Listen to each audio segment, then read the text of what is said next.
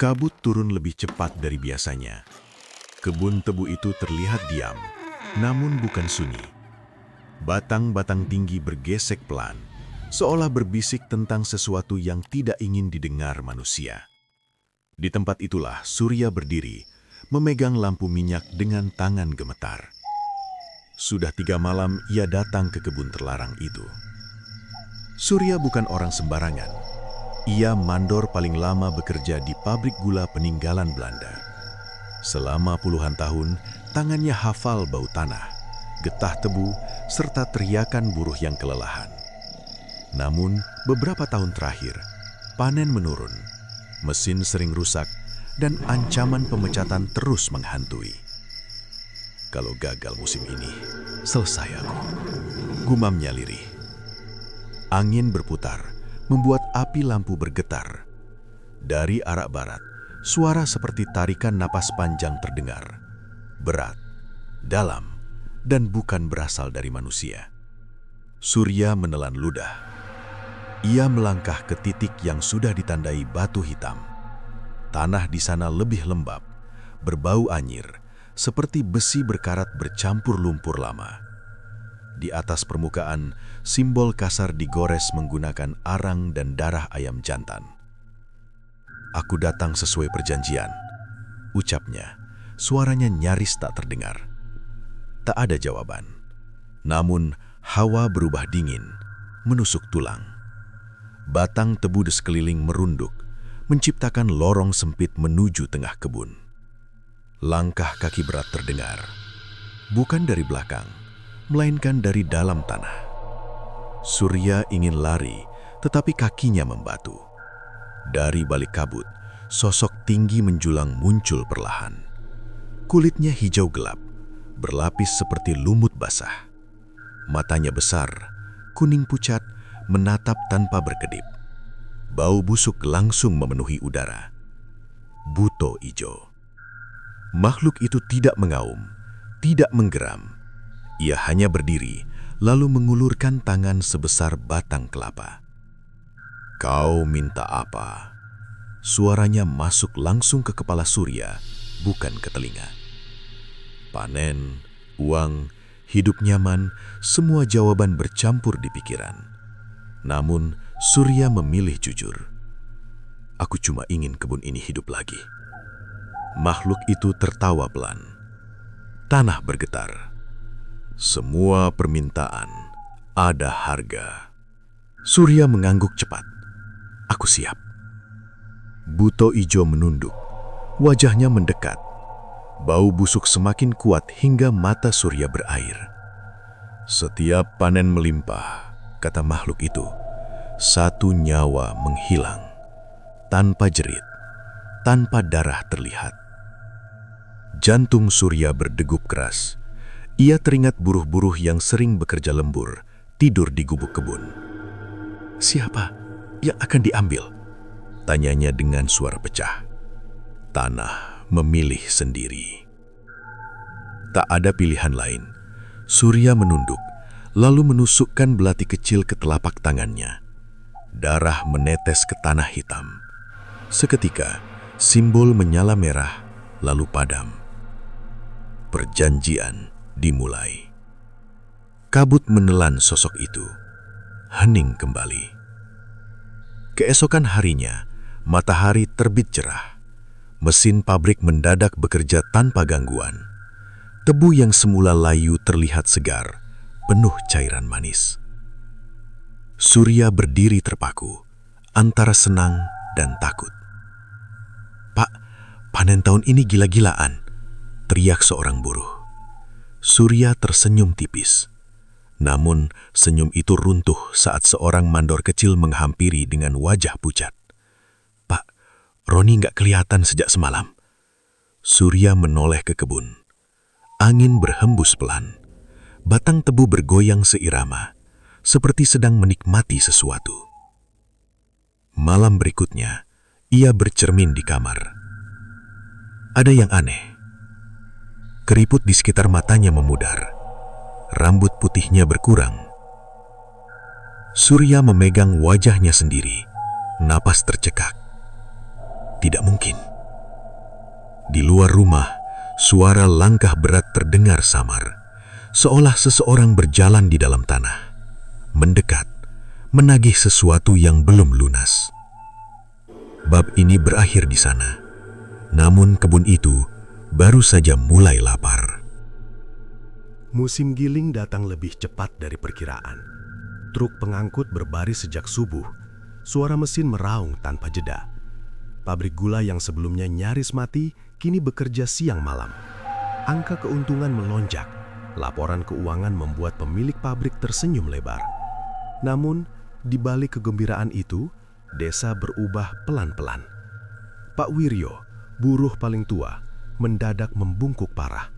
Kulitnya keriput seperti tanah kering, matanya redup, nafasnya pendek. Padahal seminggu lalu ia masih kuat memanggul karung tebu. Aneh, rasanya semalam aku bermimpi jatuh ke lubang, ucapnya lirih sebelum terbaring. Keesokan hari, ia meninggal tanpa luka. Surya menghadiri pemakaman dengan tangan gemetar. Ia berdiri jauh dari kerumunan, memandangi tanah merah yang ditimbun cepat. Hatinya berdenyut keras, seakan mengingat sesuatu yang ingin dilupakan. "Pak Surya, Bapak nggak apa-apa?" tanya Santi, staf administrasi, melihat wajah mandornya yang pucat. "Capek saja," jawabnya singkat. Padahal tubuh Surya justru terasa ringan. Setiap hari ia bangun dengan tenaga yang tak masuk akal. Rambutnya menghitam, punggungnya tegak. Orang-orang mulai berbisik, "Kok mandor makin muda? Jangan-jangan pakai susuk." Surya menghindari cermin. Ia tahu jawabannya. Korban berikutnya datang tanpa suara. Bukan hilang mendadak, melainkan berubah. Buruh yang biasanya kuat mendadak pikun. Pemuda desa mengalami mimpi aneh tentang kebun basah, akar melilit kaki, dan tarikan dari bawah tanah. Malam Jumat Legi, Surya kembali ke kebun. Kabut lebih tebal, tanah berdenyut seperti bernafas. Dari balik tebu, suara berat terdengar. "Kau menikmati hasilnya." Surya berlutut. Terlalu banyak yang sakit. Perjanjian tak menyebut jumlah. Aku minta dihentikan. Hening lama, lalu tawa rendah mengguncang tanah. "Usia mereka mengalir padamu. Kau jadi wadah." Surya terdiam. Ingatannya berputar cepat. Setiap korban, tubuhnya sendiri terasa lebih segar. "Bukan kebetulan. Aku tidak minta itu," katanya pelan. Keserakahan selalu punya bentuk berbeda. Tangan besar muncul dari tanah, menunjuk dada Surya. "Selama kau hidup, panen berlanjut." Kabut menelan segalanya. Sejak malam itu, kematian berhenti. Namun desa justru semakin rapuh. Orang-orang menua sebelum waktunya. Anak muda berjalan dengan mata kosong. Tawa hilang. Santi datang ke rumah Surya suatu sore. Wajahnya pucat, matanya merah. "Pak, ibu saya mendadak nggak kenal saya." Surya tak sanggup menatapnya. "Bawa ke dokter." Dokter bilang tubuhnya seperti orang 80 tahun. Sunyi memanjang. Malamnya Surya akhirnya bercermin. Wajahnya kini seperti pria 40, padahal usianya melewati 60. Ia memukul kaca hingga retak. "Aku harus berhenti." Ia mencari dukun lama yang dulu membisikkan ritual itu. Namun rumahnya kosong. Tetangga hanya berkata satu kalimat. Orang itu sudah lama mati. Surya terduduk lemas. Dari balik dinding, suara tanah bergerak terdengar. Pelan, sabar, menunggu. Di kejauhan, kebun tebu bergoyang serempak, seperti sedang menyambut panen berikutnya. Dan Surya sadar, yang dipelihara bukan tanaman, melainkan dirinya sendiri. Hujan turun tanpa suara. Butir air jatuh tegak, seolah ditahan udara sebelum menyentuh tanah. Surya berdiri di tengah kebun tebu dengan dada bergetar. Malam itu berbeda. Tidak ada kabut, tidak ada angin, hanya bau tanah basah yang terasa terlalu hidup. Ia baru saja pulang dari balai desa. Keputusan sudah diambil. Warga menuntut satu hal, Surya harus pergi. Bukan karena tuduhan pesugihan, melainkan ketakutan. Setiap orang yang mendekat padanya jatuh sakit. Anak-anak menangis tanpa sebab. Hewan ternak menolak berada di dekat rumahnya. Aura Bapak berat, kata kepala desa dengan suara gemetar. Bukan kami yang mengusir, ini demi keselamatan. Surya tidak melawan. Ia sudah lelah. Setiap malam mimpi yang sama datang. Akar menembus dada, tulang berubah batang, daging menyatu dengan lumpur. Saat terbangun, denyut di tubuhnya semakin asing. Kini ia kembali ke titik awal. Batu hitam masih ada, simbol lama tertutup lumut, namun tanah di sekitarnya tampak lebih mudah dibanding area lain, seolah tempat itu terus memakan waktu. Keluar, ucap Surya pelan. Tanah bergetar, retakan memanjang, sosok hijau muncul perlahan, lebih besar dari sebelumnya. Matanya kini sejajar wajah Surya. Kau membawa penyesalan. Suara itu berat. Aku datang mengakhiri. Makhluk tersebut tertawa tanpa mulut bergerak. Akhir sudah terjadi sejak awal. Surya menggeleng. Ambil kembali semua yang kau curi. Tak ada pencurian, hanya pemindahan. Buto Ijo mengangkat tangan. Dari tanah, bayangan muncul. Wajah-wajah buruh, tetangga, bahkan anak-anak. Kulit mereka keriput, mata kosong, tubuh rapuh. Mereka memberi hidup padamu. Surya menutup mata.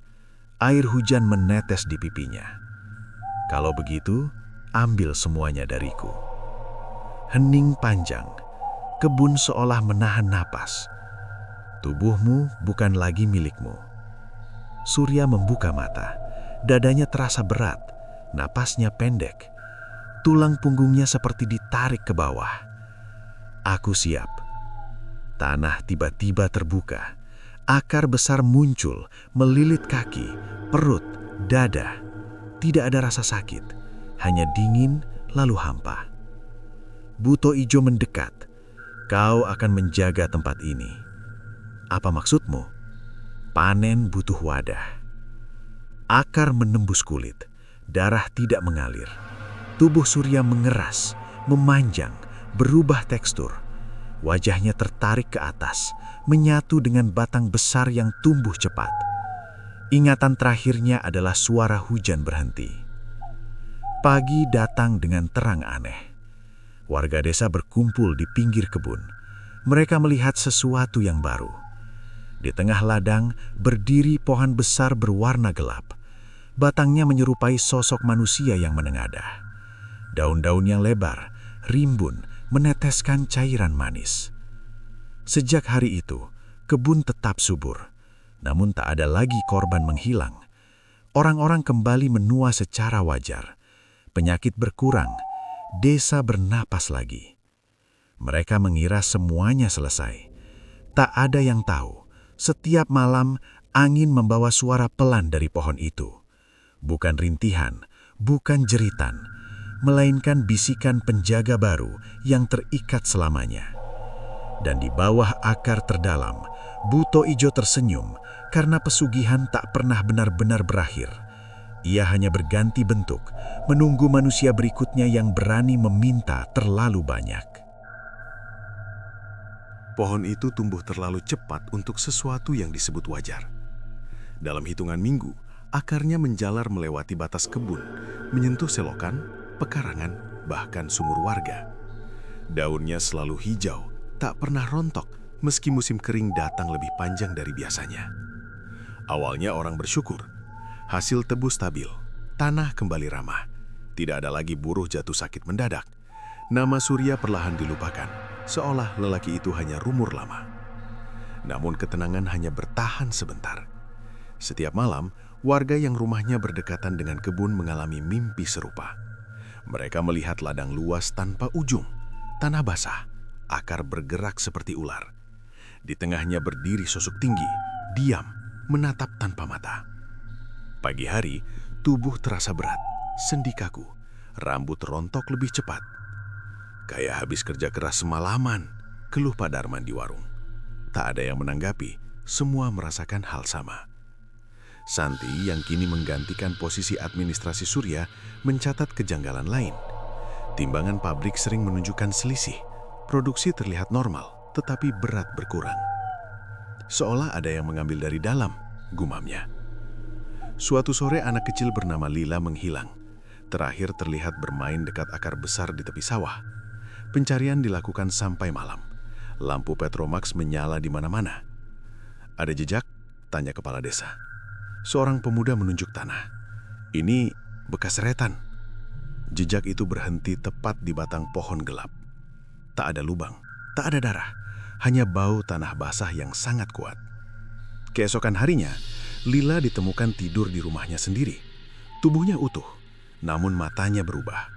Tatapannya kosong, terlalu dewasa untuk anak seusianya. "Ibu, pohonnya lapar," ucapnya pelan. Orang-orang mulai takut lagi. Santi mendatangi kebun sendirian malam itu. Ia membawa senter dan keberanian yang tersisa. Saat mendekat, udara terasa berat, seperti ditekan dari atas. "Pak Surya?" panggilnya ragu. Batang besar bergetar halus. Daun bergerak meski tak ada angin. Dari dalam kayu, suara lirih terdengar, nyaris hilang. "Pergi." Santi mundur setapak. "Bapak, ini salah kan?" Hening. Lalu tanah berdenyut. Tidak ada salah, hanya siklus. Akar di sekitar kakinya bergerak pelan. Santi lari sekuat tenaga tanpa menoleh. Esoknya, desa mengadakan rapat darurat. Wajah-wajah tegang, ketakutan lama kembali. "Kita harus tebang pohon itu. Kalau malah lebih parah," perdebatan memanas. Namun malam berikutnya, keputusan diambil. Pohon harus dihancurkan sebelum memakan lebih banyak korban. Kapak dan gergaji disiapkan. Saat besi pertama menyentuh batang, suara retakan terdengar. Bukan kayu patah, melainkan sesuatu yang mirip tulang. Getah hitam mengalir, berbau amis. "Berhenti!" teriak Santi. Terlambat. Tanah berguncang. Akar mencuat menghantam orang-orang. Lampu padam serentak. Dari gelap, suara berat terdengar lagi. Bukan satu. "Penjaga rusak," bisik suara itu. "Wadah baru dibutuhkan." Jeritan pecah. Orang-orang berlarian. Dalam kekacauan, kepala desa terjatuh. Kakinya terjerat akar. Tubuhnya diseret perlahan ke batang. "Tolong!" Suara terputus. Pagi datang dengan sunyi aneh. Pohon tetap berdiri. Lebih besar, lebih kokoh. Di batangnya, guratan wajah baru terbentuk. Mulut terbuka tanpa suara. Mata terpejam selamanya. Santi menangis di kejauhan. Ia mengerti sekarang. Buto Ijo tak pernah pergi. Ia hanya membutuhkan penjaga agar tetap kenyang. Jika satu rusak, yang lain menggantikan. Desa itu tidak lagi tercatat di peta beberapa tahun kemudian. Orang-orang pindah, rumah kosong, kebun tetap hijau, menunggu. Dan di malam tertentu, jika seseorang berani masuk, ia akan mendengar bisikan pelan dari tanah. Kalau ingin kaya, bayarannya sudah disiapkan. Pagi datang tanpa suara ayam. Tidak ada asap dapur. Tidak terdengar langkah kaki menuju ladang. Desa itu seperti bangun tanpa jiwa. Rumah-rumah berdiri, pintu terbuka, namun tak ada orang di dalamnya. Perabot tertata rapi, pakaian tergantung, seolah pemiliknya hanya keluar sebentar lalu lupa jalan pulang. Santi berjalan menyusuri jalan tanah dengan tas kecil di bahu. Ia satu-satunya yang masih tinggal. Bukan karena berani, melainkan karena belum menemukan alasan untuk pergi. Setiap langkah terasa berat, seperti tanah menahan telapak kakinya agar tetap di sana. Kebun tebu masih hijau, terlalu hijau. Batang-batang tinggi berdiri rapat, menutup pandangan ke tengah. Pohon besar itu tetap menjulang, lebih tebal, lebih gelap. Guratan wajah di batangnya kini berlapis, seperti beberapa ekspresi yang ditumpuk paksa. Santi berhenti beberapa meter dari sana. "Apa yang kau mau lagi?" tanyanya lirih. Daun berdesir pelan, bukan karena angin. Kau masih di sini. Suara dalam tanah bergetar ringan. Aku ingin semuanya selesai. Tawa rendah muncul, menyebar ke akar, merambat ke bawah desa. Tempat ini sudah dipilih. Sejak kejadian malam penebangan, warga pergi satu persatu. Ada yang pindah diam-diam, ada yang pergi sambil menangis. Namun anehnya, setiap orang yang keluar membawa sesuatu yang tak terlihat. Mereka menjadi lemah di tempat baru, sakit tanpa sebab, menua terlalu cepat. Desa itu seperti menarik kembali miliknya. Santi mencatat kejadian demi kejadian di buku lusuh. Ia sadar, kebun tidak hanya memakan tubuh, ia menyimpan ingatan, nama, wajah, semua yang pernah berharap berlebihan. Suatu malam, hujan turun tipis. Santi mendengar langkah kecil dari arah sawah. Ia menoleh. Lila berdiri di sana, wajahnya kosong, mata menatap lurus. "Kamu kok di sini?" tanya Santi. Anak itu berjalan pelan, tanpa suara. Mereka memanggil. Siapa? Yang di bawah. Santi meraih tangan Lila. Dingin, terlalu dingin untuk manusia hidup. "Kita pulang." Lila tersenyum tipis, senyum yang bukan milik anak kecil. Tidak ada pulang. Tanah bergetar halus. Dari sela akar cahaya kehijauan muncul sebentar, lalu padam. Keesokan harinya, rumah Lila kosong. Buku gambar masih terbuka di lantai. Di halaman terakhir, tergambar pohon besar dengan banyak wajah menangis. Santi akhirnya mengerti. Selama ada satu orang tersisa, desa itu belum lengkap. Penjaga membutuhkan saksi, pengingat, seseorang yang menyimpan cerita agar kutukan tetap bernafas. Ia menatap kebun untuk terakhir kali. Nafasnya panjang. "Aku tidak akan menjadi penggantimu," katanya tegas. Tanah diam, tidak menolak, tidak menyetujui. Santi melangkah pergi sebelum matahari terbit penuh. Ia tidak menoleh lagi. Saat melewati batas desa, dadanya terasa sesak, seolah ada sesuatu yang coba ikut. Namun langkahnya tetap maju. Beberapa bulan kemudian, orang-orang luar mencoba masuk. Ada yang ingin membeli lahan, ada yang sekedar penasaran. Mereka melihat kebun subur tanpa pemilik, pohon aneh di tengah ladang, udara yang terlalu tenang. Sebagian kembali, sebagian tidak. Desa itu perlahan menghilang dari ingatan, tidak dari peta, tetapi dari pembicaraan. Nama tempat jarang disebut, seolah lidah menolak mengucapkannya. Namun pada malam tertentu, saat bulan menggantung rendah, bisikan masih terdengar dari arah ladang kosong. Bukan panggilan keras, hanya janji pelan. Dan siapapun yang sedang putus asa akan mendengarnya paling jelas. Mobil tua berhenti di pinggir jalan retak. Mesin dimatikan, debu turun pelan. 3 orang turun bersamaan. Mereka bukan warga lama. Pakaian rapi, sepatu bersih, wajah penuh rencana. Raka, pria paling depan, membuka peta kusut. Menurut data, lahannya luas dan belum digarap, murah. 2 lainnya mengangguk. Tidak ada yang merasa aneh saat angin mendadak berhenti. Desa itu menyambut tanpa suara. Bangunan kosong berdiri berjejer. Pintu terbuka, jendela tidak pecah. Tidak ada tanda perlawanan, hanya kesan ditinggalkan tergesa. Jam dinding berhenti pada waktu berbeda. Kalender masih tergantung di tahun lama. "Tempat begini cocok buat investasi," kata Dimas sambil tersenyum. Malam turun cepat. Mereka memutuskan bermalam di rumah paling dekat jalan. Api unggun kecil dibuat. Api menyala, namun tidak memberi hangat. Saat tidur, mimpi datang serentak. Ladang hijau tanpa ujung, tanah basah. Pohon besar berdiri di tengah. Wajah-wajah terukir di batangnya. Dari bawah, suara berat memanggil satu nama. Bukan nama sama. Raka terbangun lebih dulu. Keringat dingin membasahi leher. Dari luar rumah, terdengar langkah pelan, teratur, seperti sesuatu menyeret berat. Ada yang dengar, bisiknya. Tidak ada jawaban. Pagi datang dengan kabut tipis. Dimas tidak ada. Pintu terbuka. Jejak kaki menuju kebun tebu terlihat jelas. Namun berhenti mendadak di depan akar besar.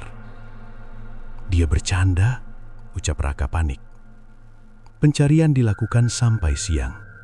Tidak ditemukan apapun selain bau tanah lembab yang menyengat. Tidak ada darah, tidak ada pakaian. Mereka memutuskan pergi sore itu juga. Namun mesin mobil tidak mau hidup. Hari kedua, kabut tidak pergi. Sinyal hilang. Jam tangan berhenti. Waktu seperti menolak bergerak. Malam berikutnya suara datang lagi. Kau ingin hasil, bisik dari tanah. Aku bisa memberi. Raka menutup telinga. Ini cuma halusinasi. Tanah berdenyut pelan. Esoknya, pria ketiga, Andi, berubah. Matanya cekung, rambutnya rontok saat disentuh. Kulitnya kusam, mengendur seperti kain basah. Ada yang mengambil tenagaku, katanya gemetar. Ia tidak bertahan lama. Menjelang malam, tubuhnya membungkuk parah. Napas tersengal, lalu diam. Raka sendirian. Ia berlari menuju kebun, amarah bercampur takut. Di tengah ladang, pohon besar berdiri lebih dekat dari sebelumnya, seolah ladang menyusut. "Apa maumu?" teriaknya. Batang bergetar, wajah-wajah bergerak pelan.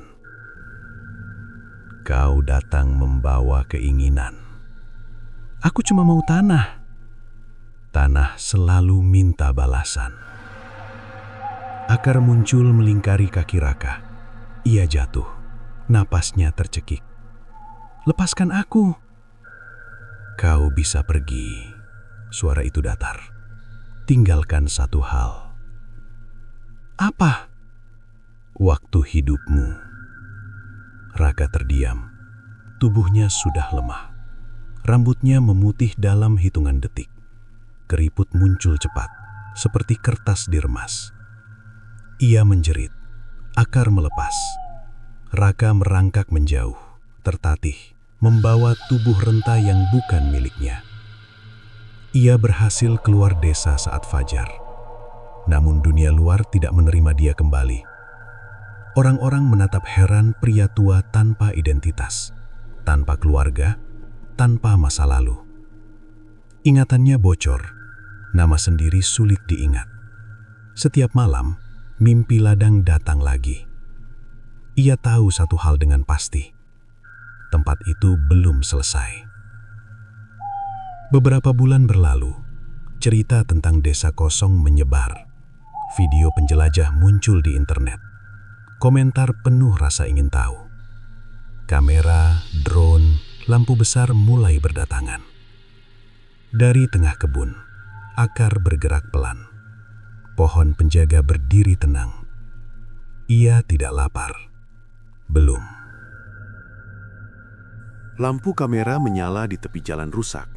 3 motor trail terparkir berjejer. Logo kanal Urban Exploration terpampang di jaket mereka. Malam belum sepenuhnya turun, tetapi udara sudah terasa berat. "Fix, tempat ini viral," kata Reno sambil mengecek fokus lensa. Di layar kecil, desa kosong tampak dramatis. Rumah-rumah sunyi, ilalang tinggi, langit kelabu tanpa burung. Jumlah penonton di siaran langsung perlahan naik. "Jangan lebay," sahut Wira. "Kalau aman, kita ambil footage kebun."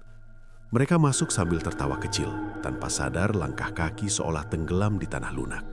Tidak ada suara serangga, tidak ada angin. Komentar mengalir cepat. "Bang, merinding. Katanya ada pohon aneh di tengah ladang." Sore berganti malam tanpa transisi jelas. Jam digital di kamera berkedip lalu mati. Drone gagal lepas landas, sinyal hilang. Baterai penuh tadi, gumam Reno. Mereka melanjutkan berjalan. Lampu senter menyorot batang tegu tinggi. Bayangan bergerak tak seirama. Dari kejauhan siluet besar berdiri tegak. Itu dia, bisik Wira. Pohon penjaga terlihat lebih luas dari video manapun. Batangnya gelap, permukaannya seperti kulit tua. Guratan wajah samar terlihat seolah terperangkap di dalam. Ini pasti properti lama, kata Dika mencoba tenang. Reno mendekat, kamera diarahkan. Saat lensa fokus, layar menampilkan sesuatu yang tidak mereka lihat langsung. Di rekaman, wajah di batang pohon bergerak pelan, membuka mata. "Lu lihat itu?" Suara Reno meninggi. "Matikan," sahut Wira cepat. Terlambat. Dari tanah, getaran halus menjalar. Akar merayap keluar, perlahan, sabar. Lampu senter meredup, bau tanah basah menguat. "Tenang, mundur," ucap Dika. Sebuah bisikan muncul, bukan dari pohon, melainkan dari bawah kaki. "Kau membawa tatapan." "Apa?" Reno panik. "Kami cuma ambil gambar," teriak Wira. "Gak ada niat macam-macam." Hening, lalu suara itu kembali, datar. "Tatapan adalah permintaan." Agar menyentuh pergelangan Dika, ia terjatuh, kamera terlempar. Dalam rekaman yang masih menyala, terlihat wajah Dika menua cepat.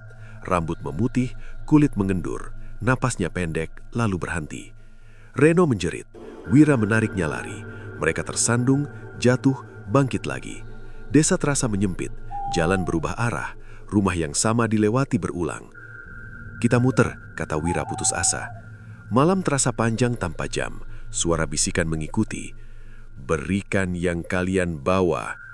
Remo memeluk kameranya. "Ambil ini, ambil semua." Ia melempar kamera ke tanah, akar berhenti, sunyi kembali. Wira menarik napas. "Jalan, sekarang." Mereka berlari tanpa menoleh. Fajar muncul tiba-tiba di batas desa. Tubuh mereka terlempar keluar, jatuh di aspal.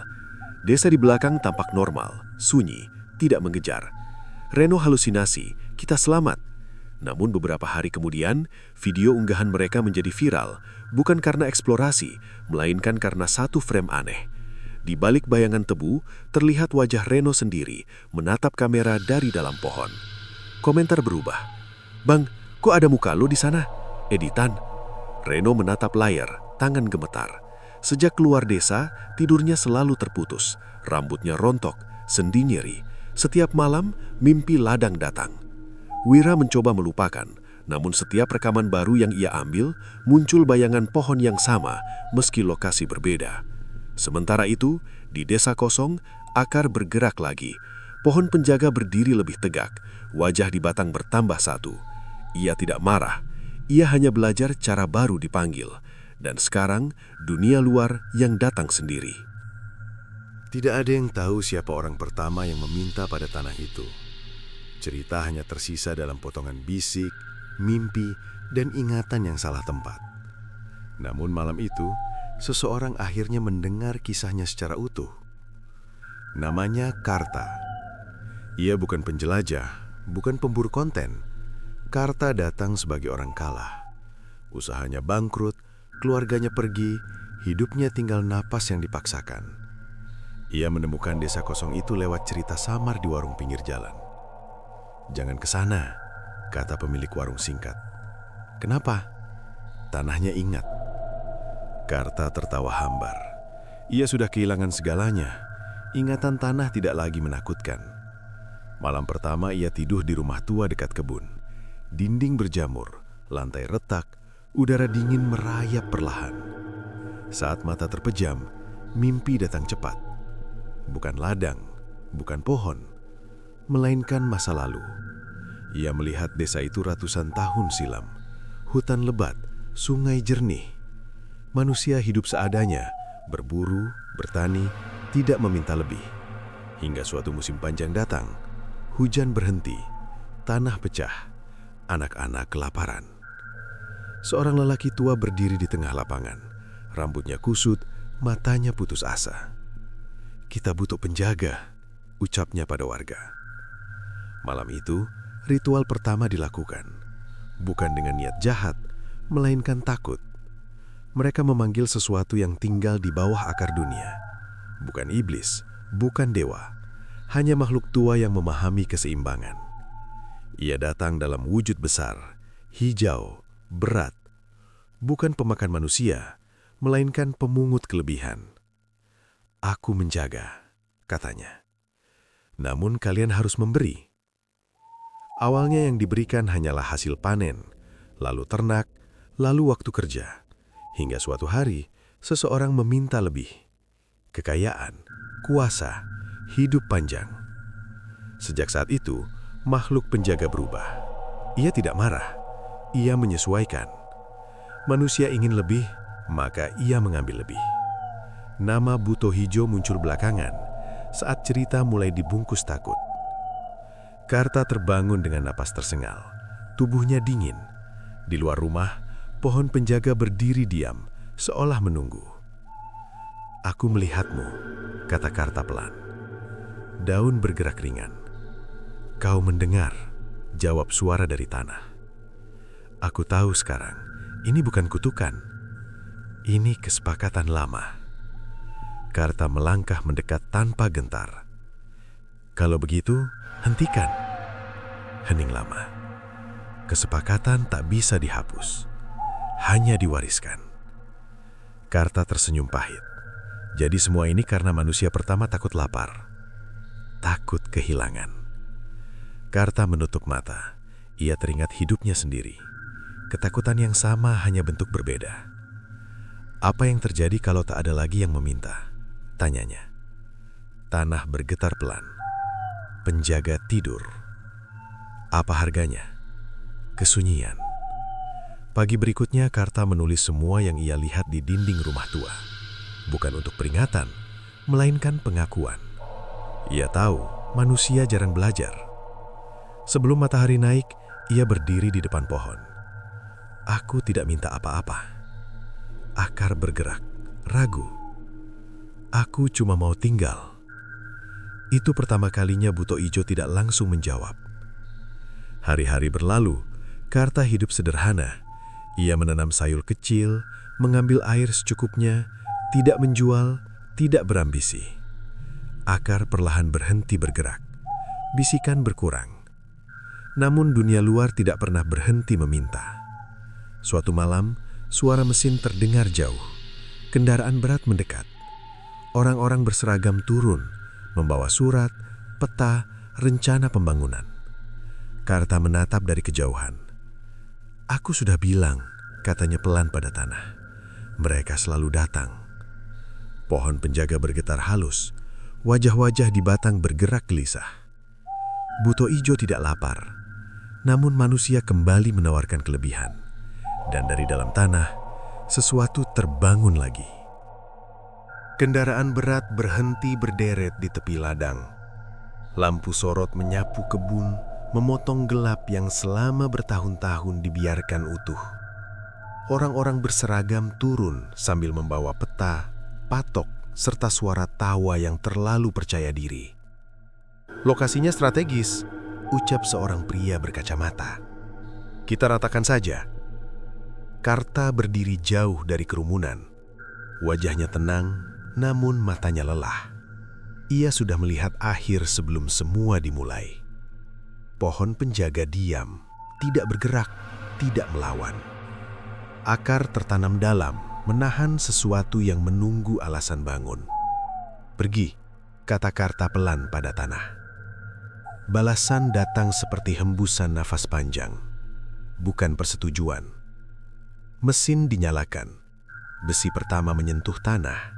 Getaran menjalar cepat, bukan ke atas, melainkan ke bawah. Lampu sorot berkedip. Radio mati.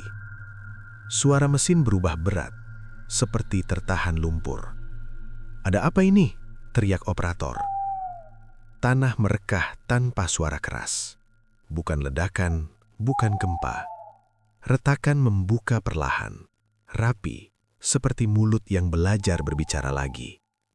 Akar mencuat, melilit roda, kaki, pinggang.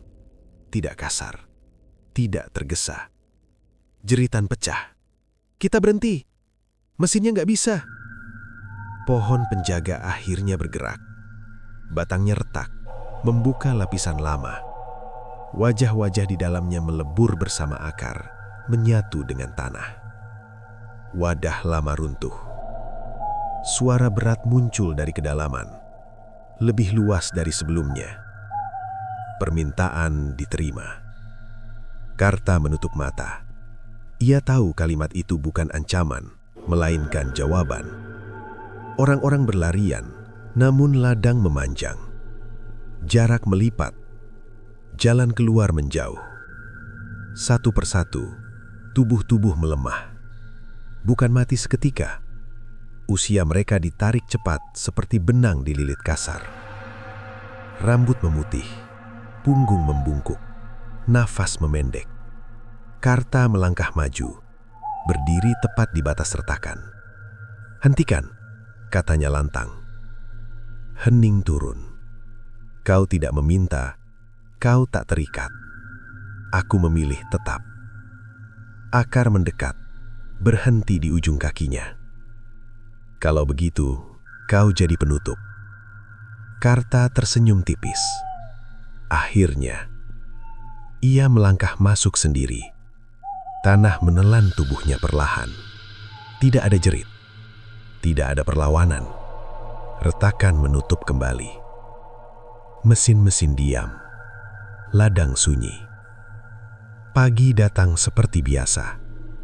Tidak ada kebun hijau berlebihan. Tidak ada pohon besar. Tanah kembali biasa. Coklat. Datar. Kosong.